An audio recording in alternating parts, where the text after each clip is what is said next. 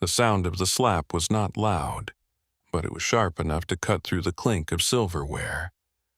For a moment, everything stopped. My cheek burned. Not just from the impact, from the silence that followed. Across the table, my daughter-in-law slowly lowered her hand. Her expression did not look angry. It looked justified. That was what made it worse. No one spoke, no one moved. I turned my head slightly, waiting for someone to say something, anyone. My son was sitting 2 seats away. He was looking at me. Not shocked, not confused, just watching, like he was waiting to see what I would do next. And in that moment, I understood something I had never wanted to understand. This wasn't sudden. This had been building for a long time, and somehow I had missed all of it. The table was set too perfectly. That was the first detail that felt wrong. Cloth napkins folded into triangles. Wine glasses placed exactly 1 inch from the edge. Candles already lit even though it was barely evening. Emily had always been particular, but tonight felt staged, like a performance. I stood near the doorway for a second before walking in. My son Daniel was already seated. He didn't get up. He didn't smile. He just gave a small nod, like I was a colleague arriving late to a meeting. It had not always been like this.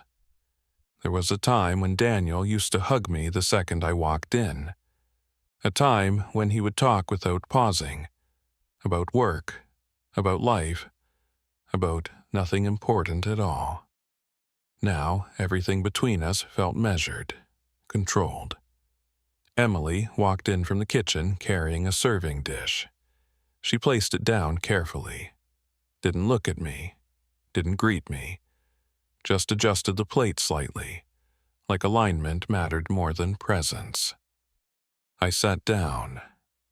The chair felt harder than I remembered.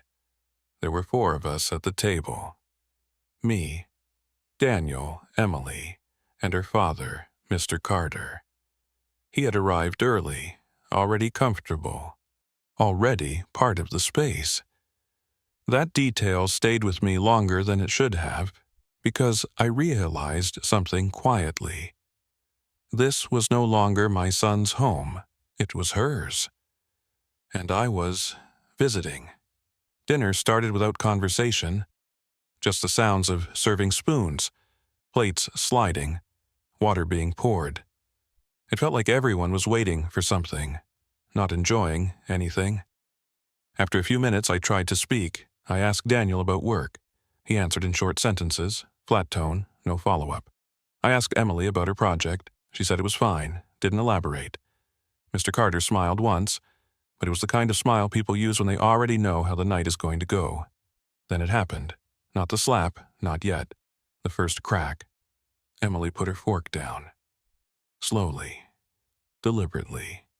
Then she looked at me for the first time that evening. Her eyes didn't carry anger. They carried something colder. A kind of decision that had already been made.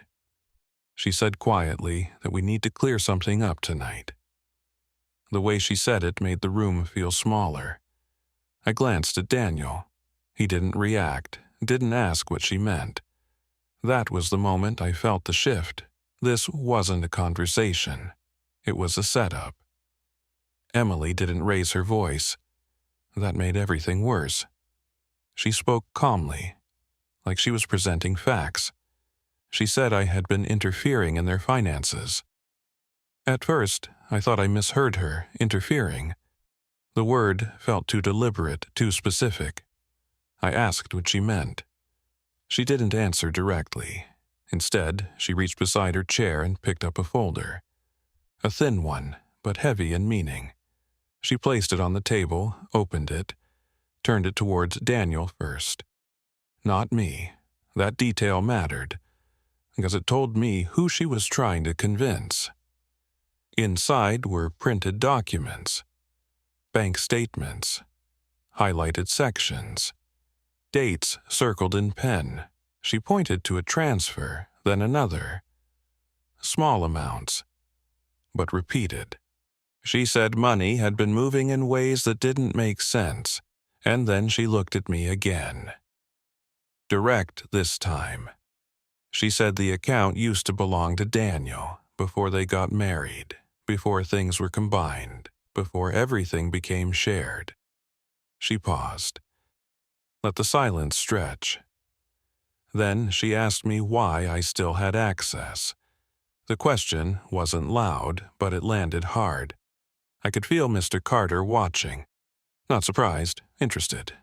Like he had already heard this part before, I explained, carefully, that Daniel had added me years ago for convenience, back when he was traveling often, back when he trusted me without thinking about it. I said I had never used it for anything inappropriate, only emergencies, only support. Emily tilted her head slightly. That small movement felt like a challenge.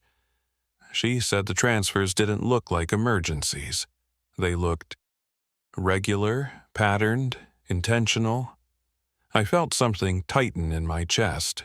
Not panic, not yet, but something close. I looked at Daniel, waiting for him to step in, to clarify, to defend.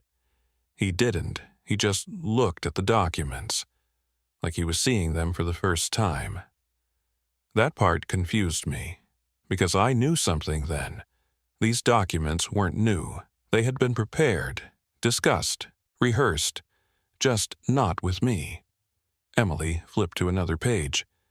This time, it wasn't just bank statements. It was a timeline. Dates aligned with transfers. Notes written beside them. Events, conversations, moments.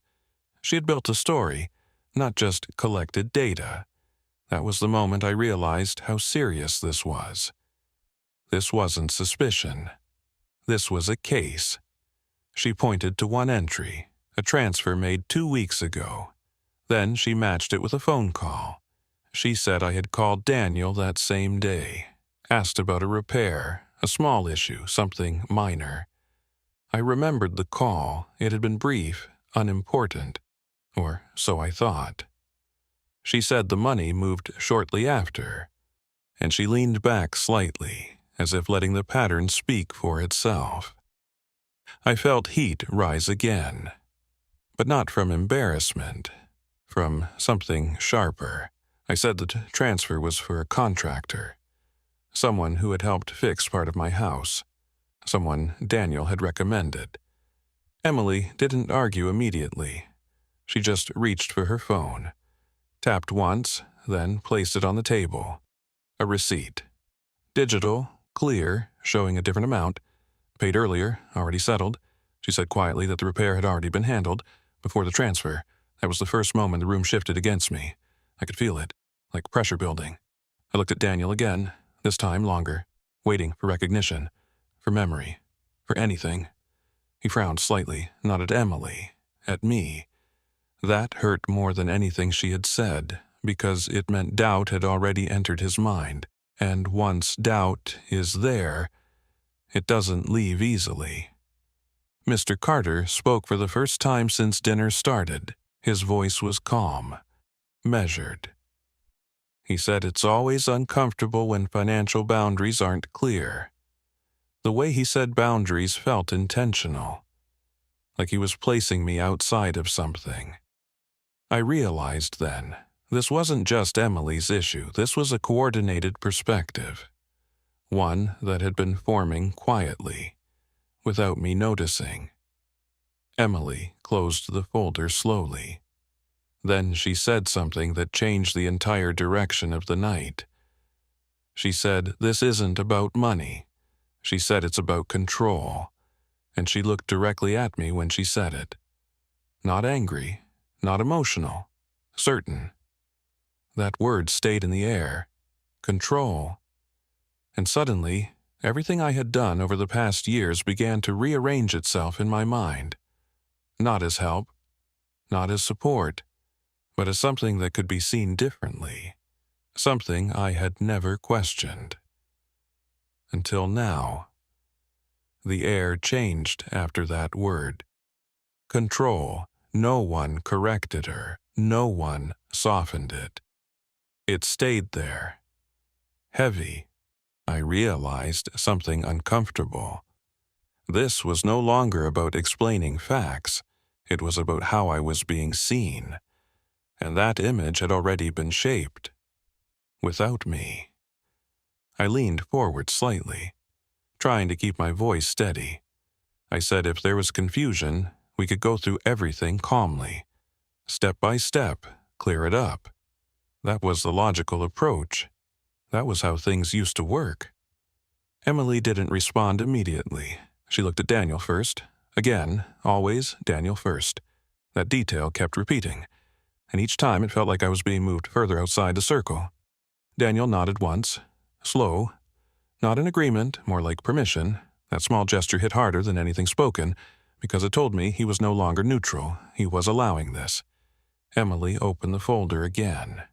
But this time, she didn't point to numbers. She pointed to patterns. She said the transfers always happened after conversations, after I spoke to Daniel, after I mentioned something I needed. A repair, a bill, a delay. She said it wasn't random. It was predictable. That word again, predictable. I could feel Mr. Carter watching closely now. Not interrupting, not reacting. Just observing, like someone evaluating a situation he already understood. I tried to explain again. More firmly this time. I said Daniel had always helped. That this was normal between family. That there was nothing hidden about it.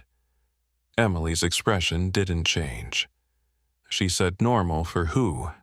Not for her, not for their marriage. That line landed differently, because now the issue had shifted. Not just between me and her, but between me and their relationship. And suddenly I wasn't just being questioned, I was being framed as a problem inside their marriage. I turned to Daniel fully, ignored everyone else. This wasn't about Emily anymore. It couldn't be. I asked him directly if he thought I had done anything wrong. The question sat there, simple, clear, impossible to avoid.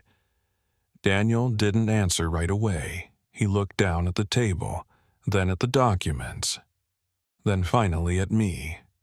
His face wasn't angry. That would have been easier. It was uncertain. That uncertainty cut deeper than anger, because anger means emotion. Uncertainty means distance. He said he didn't know. 3 words. Quiet. But heavy enough to change everything. I felt something inside me shift. Not break, not yet. But something moved, because that was the first time in his life he had said that to me. I don't know, not trust, not belief, not even doubt, just distance. Emily leaned slightly forward. Not aggressively, just enough to take the space. She said that uncertainty is exactly the problem. She said trust should not feel like a question. And she let that sit. I could feel the structure forming now. Not just accusations, but a narrative, a controlled one, where every response I gave fit into what she was building. If I defended myself, it looked like denial. If I explained, it looked like justification. If I stayed quiet, it looked like guilt. I recognized the position. Too late. Emily reached for her phone again. But this time she didn't place it in front of Daniel. She placed it directly in front of me. Screen already open. A message thread, not mine, Daniel's. My chest tightened slightly. I didn't need to read it to know what it was, but I did anyway. Short messages, dates aligned with the transfers. Me asking small questions. Careful wording. Not direct requests, never explicit. Just enough to suggest need. I had thought I was being considerate, not asking outright, not putting pressure, giving him room to offer. That was how I'd always done it. That was how my father had done it with me. Emily said something quietly. She said this is how control works when it doesn't want to look like control. That line was precise, too precise. I realized then she had spent time thinking about this, framing it. understanding how it could be interpreted, and more importantly, how to present it. I said those messages were normal, that nothing there showed manipulation, that it was just conversation. Emily didn't argue the content. She pointed at the timing, always the timing. Then she said something that changed the emotional weight of the room. She said Daniel had started to feel pressure, not from what I said, but from what was implied. That silence between words, that expectation, that assumption. I looked at Daniel immediately, because that was new, that had never been said before. His eyes didn't meet mine right away. When they did, there was something there, something I didn't recognize. Not fear, not resentment. Something quieter, something like exhaustion. And that scared me more than anything else. I didn't realize when I raised my voice, it wasn't loud, but it was sharper than before. I said if he felt pressure, he should have told me, directly. Not let this build into something like this. That was the moment the shift happened. Not in the documents, not in the evidence, but in tone. Emily's expression hardened slightly. Not dramatically, just enough. She said this is exactly what she meant. That I was making it his responsibility to manage me. That I was turning his discomfort into his failure. That line hit, because it reframed everything instantly. I could feel it, even before anyone reacted. Mr. Carter leaned back in his chair. Small movement, but it carried meaning, like someone recognizing a turning point. I looked at Daniel again. He still didn't speak. That silence started to feel deliberate, not passive, chosen, and that was when something inside me finally pushed back. I said I had supported him his entire life, that everything I did came from that place, that helping your child was not control, that caring was not manipulation. My voice was steady, but there was something underneath it now, something raw. Emily stood up slowly. That movement drew all attention. She didn't raise her voice. She didn't interrupt. She just stood. And then she said something that changed the entire direction of the night. She said support ends when it starts shaping someone's decisions. She said care becomes control when it removes choice. And she looked directly at Daniel when she said it. Not me. That was intentional. Everything she did was intentional. I felt something rise. Faster this time, not confusion, not frustration, something sharper, something closer to anger. I stood up too. The chair scraped against the floor, too loud, too sudden. That broke whatever calm was left in the room. I said she was twisting everything. That she didn't understand the history. That she wasn't there for the years that mattered. That she was stepping into something she didn't fully see. And that was the moment, the exact moment, where everything crossed the line. It happened fast, but not sudden, not impulsive. There was a pause, a small one, but enough. Emily stepped closer, not aggressively, not dramatically, just one step. She looked directly at me, no hesitation, no uncertainty, and then her hand moved. The sound was clean. Sharp, controlled, not wild, not emotional, deliberate. My head turned slightly from the impact. The room went completely still. No one gasped. No one spoke. Even the air felt quiet. I didn't move right away, didn't react. I just stood there, trying to understand what had just happened. Not the action itself, but what it meant. I slowly turned my head back, looked at her. Her hand was already lowered. Her expression didn't change. That was what made it unbearable. She didn't look like someone who lost control. She looked like someone who made a decision. I looked at Daniel because that was the only reaction that mattered. He was staring at me. Not at her, at me. Waiting. And in that moment, I understood everything. This was not about the slap. This was about what came after, and whether I would accept the version of myself they had built, or fight it, and risk losing him completely. No one rushed to fix it. That was the first thing I noticed. No apology, no interruption, no attempt to soften what had just happened. The moment didn't collapse. It settled, like it belonged there. I could still feel the heat on my cheek, but something else had replaced the shock. Clarity, not full, not comfortable, but enough to understand one thing. If I reacted emotionally now, I would lose everything. So I didn't. I slowly reached for the back of my chair, pulled it out, sat down again. That small action shifted the room more than the slap had, because it wasn't expected. Emily didn't sit. Daniel didn't move. Mr. Carter leaned slightly forward, watching again, always watching. I adjusted the edge of the plate in front of me. A small detail, but it steadied my hands. Then I said something simple. I said, "We're not done yet." My voice was calm, not defensive, not aggressive. That tone mattered, because it changed the structure again. Emily's eyes narrowed slightly. Not angry, more recalculating. I reached into my jacket slowly. No sudden movement, no tension, just deliberate. Pulled out my phone, placed it on the table, face down, then turned it over, unlocked it. I didn't explain yet, I didn't rush, because for the first time that night I wasn't responding. I was about to lead. I said there was something none of them had asked. Not once. Not in all the documents, not in all the assumptions. Emily crossed her arms slightly. A defensive posture. Small, but visible. Daniel looked at me more directly now. The uncertainty was still there, but something else had joined it. Curiosity. That was enough. I asked a question. Simple. Why would I need small, repeated transfers if I had access to larger funds elsewhere? No one answered.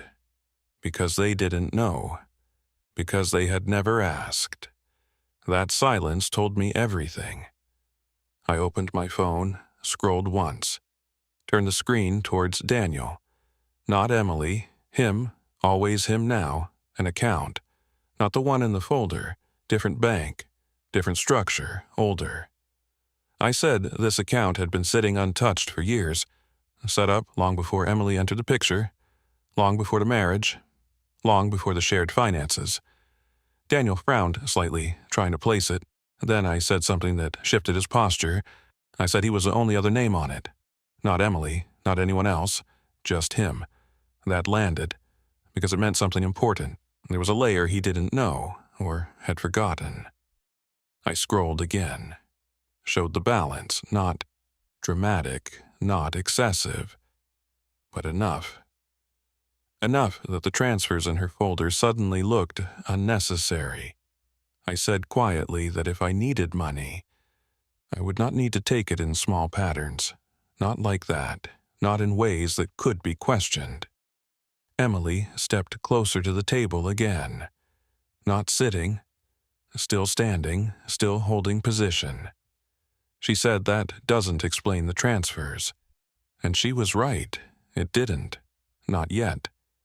But now the structure had changed, because the assumption was no longer stable. I reached for the folder. For the first time that night. Emily hesitated for a fraction of a second. Then let me take it. I opened it. Looked at the timeline she had built. Carefully. Because it was well done, that mattered. This wasn't careless accusation. This was constructed. Then I turned to a specific date, the one she had emphasized earlier, the transfer, the phone call, the repair. I asked her if she was sure about the order.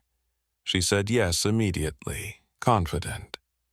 That confidence was important, because it made what came next land harder.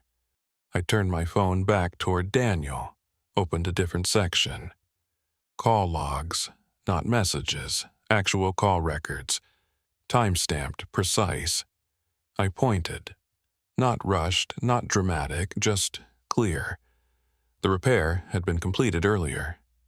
Yes, that part was true, but the call she referenced, had happened after the transfer, not before. The sequence was wrong. By hours. Not much, but enough to break the pattern. Daniel leaned forward. Actually, leaned forward this time. That was the first physical shift he had made toward me all night. He looked between the documents and the phone, then back again, trying to align them. Emily stepped closer, looked at the screen. Her expression didn't collapse, but it changed. Slightly, the certainty softened.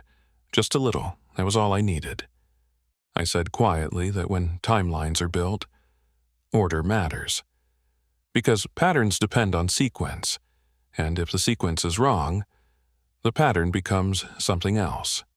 Not control, not manipulation, just coincidence or misunderstanding. The room didn't resolve, but it moved. The weight shifted, not away from me, but no longer fully on me. I closed the folder slowly, didn't push it back, just let it rest. Then I said something I had never said to Daniel before. Not in all these years, not even when it mattered. I said those transfers were not what they thought. Not entirely, but I didn't say they were wrong either, because they weren't. Not completely. I looked at him directly, not past him, not around him. At him. I said I didn't ask directly because I didn't want him to feel obligated, but I also didn't want him to feel like I was struggling. That was the truth. A small one, but real. I said there had been delays. Unexpected ones. Repairs. Medical costs. Things I didn't think were worth burdening him with. So I handled them the way I thought was lighter. Less direct, less pressure. That was my mistake. Not the money, the way I approached it. Emily didn't interrupt. That surprised me, because for the first time, this wasn't about evidence, this was about intention. And intention is harder to argue with cleanly. I continued. I said I didn't see it as control, but I could understand how it could feel like it. That line mattered, because it didn't deny her completely. It acknowledged part of her perspective. Without surrendering mine, Daniel's shoulders shifted slightly, not relaxed, but less rigid. He was processing, not reacting. That was new. I could have stopped there. That would have been enough to soften things, to de-escalate, to let the night end in tension instead of collapse. But I didn't, because there was one part left, the part I had avoided for years. I said there was another reason I hadn't used the other account, the one I showed him, the older one. He looked at me, waiting. Emily watched closely now, not leading, listening. I said that account wasn't mine to use freely, not anymore. It had been set aside for something specific, for someone specific. I paused, because saying it out loud made it real in a different way. Then I said it. It was meant for him, for Daniel, not as support, not as control, as a boundary, as something I would give when he no longer needed me, not when he depended on me. That distinction mattered. I said I didn't want to interfere with his life, his marriage, his decisions. So I kept that separate, untouched, until the right time. And that was why I handled everything else. Imperfectly, quietly, wrongly, maybe, but not the way they had described. The room went quiet again, but this silence was different. Not sharp, not cutting, heavy, complicated. Emily looked at Daniel, this time not for permission, but for understanding. Daniel didn't speak immediately, but when he finally looked back at me, the uncertainty was still there, but something else had replaced part of it. Recognition. Not full trust, not yet, but enough to change what came next. No one moved for a long time, not after that. Not after everything had been said. The room felt different now, not lighter, just more honest. Emily finally sat down. That was the first time she'd taken her seat again since standing earlier. It changed the balance slightly. Daniel leaned back, then forward again, like he couldn't settle into one position. That restlessness told me everything. He was no longer watching. He was inside it now, fully. Mr. Carter cleared his throat quietly, a small sound. But it broke the stillness. He said something measured. Careful. He said misunderstandings can grow when boundaries are not clear from the beginning. It sounded reasonable, neutral, but it carried weight. Because it still framed the issue the same way: boundaries, lines, ownership. I looked at him directly, for the first time that night, and I realized something I had ignored before. He wasn't just observing, he had been guiding. Not openly, not aggressively, but steadily, through Emily, through the structure of the conversation, through what was emphasized and what was left out. That realization didn't come with anger, just clarity. And clarity changes how you respond. I said quietly that boundaries only work when both sides understand the full picture. Not just part of it. He didn't respond, but his posture changed. Slightly, less relaxed. Emily looked between us, sensing the shift. Daniel finally spoke. His voice was low, not strong, not weak, just real. He said he didn't like what tonight had become, that it didn't feel like a conversation. It felt like something else. He didn't finish the sentence, but he didn't need to. We all knew what he meant. I watched him carefully, because this was the moment. Not the slap, not the evidence, this, where he decided how to see everything. I reached for my phone again, but this time I didn't show a bank account or a timeline. I opened something simpler, a note, a plain one, dates, names, short entries. I said there was one part none of them had considered, not even me until recently. Emily's eyes narrowed slightly. She was listening again, not controlling, listening. I said those transfers were not just about me. They were about someone else, someone they hadn't asked about. That changed the direction immediately, because now the question wasn't just what I did, but why. I turned the screen toward Daniel, pointed to a name, not one he recognized immediately. That was clear from his expression. Then I said it. It was your uncle's name, your mother's brother. The one who stopped calling years ago, the one no one talks about anymore. Daniel's expression shifted. Recognition. Faint. But there, I continued, I said he had been struggling. Quietly. For a long time. Not asking for help, not showing it.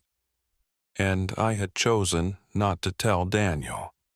Because I didn't want to drag him into it, not when he was building his own life, his own family. So I handled it the only way I knew how. Quietly, in small amounts. Not enough to raise concern, not enough to become a burden.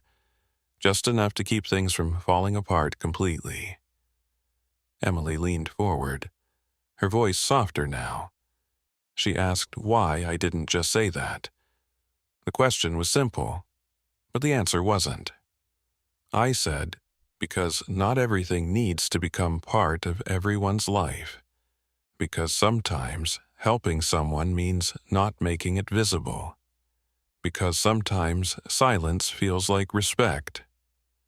Even when it creates misunderstanding, that landed differently, not as defense, as something harder to argue against.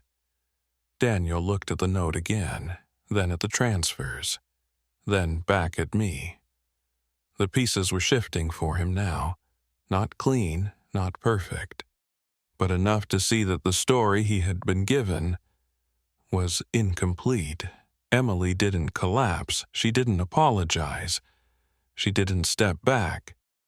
That would have been too easy. Instead, she did something more real, more complicated. She said quietly that even if that was true, it still didn't make the way I handled it right. That line mattered, because it kept her position alive, not fully wrong, just incomplete.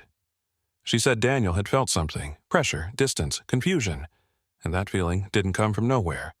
That was the strongest point she'd made all night. Because it wasn't about facts, it was about impact, and impact is harder to dismiss. I nodded slightly, not agreeing completely, but not rejecting it either. Because she wasn't wrong, not entirely. I said intention doesn't erase effect, and effect doesn't erase intention. Both can exist at the same time. That was the first moment we were no longer opposing, just seeing different sides of the same thing. Mr. Carter spoke again, but this time his voice was less certain. He said situations like this require clearer structures moving forward, less involvement, more independence. It sounded like a conclusion, a controlled one, a way to restore order, but something about it felt final, too final, like it was closing something that hadn't fully been understood yet. Daniel looked at him, then at Emily, then finally at me, and for the first time that night, he didn't hesitate. He said this wasn't about control, not in the way it had been presented. He said it was about communication, about things not being said on all sides. He looked at Emily when he said that, not accusing, but clear. Then he looked at me and said something I hadn't expected. He said I should have told him, not because I owed him, but because he wanted to know that difference mattered. It wasn't obligation, it was connection, and I had missed that, trying not to burden him. I had removed him instead. Emily didn't argue, she listened. That was her shift, quiet, but real. Mr. Carter leaned back again, this time not observing, just present, less control in his posture. Daniel continued. He said what happened tonight shouldn't have happened. Not like this. Not in front of everyone, not with that kind of escalation. He didn't look at Emily when he said it, but the meaning was clear. The slap. He didn't say the word, but it was there, between all of us. Emily's shoulders dropped slightly, just a fraction, but enough. She didn't defend it, she didn't justify it, she just accepted that it had happened, and that it had crossed a line. That silence was her acknowledgement. No one declared a winner. That was important, because real moments like this don't end that way. They settle, slowly, unevenly. But honestly, dinner was over. No one said it out loud. But plates stayed untouched, chairs shifted quietly. The candles had burned lower, one of them flickered, then went out. Emily stood up. Not abruptly, just naturally. She said she would clear the table. Her voice was different now, not sharp, not controlled, just normal. Daniel helped her, without being asked. They moved around each other carefully. Not tense, not relaxed, somewhere in between. Mr. Carter stood near the window, looking outside. Not part of the conversation anymore, just present. I stayed seated for a moment, then stood slowly. My cheek didn't hurt anymore, not in the same way. The sting had faded. What remained was something else. Understanding, not complete, but enough. As I walked toward the door, Daniel followed. He didn't stop me, didn't try to fix everything in one sentence. He just said something simple. He said next time, we talk first. That was all.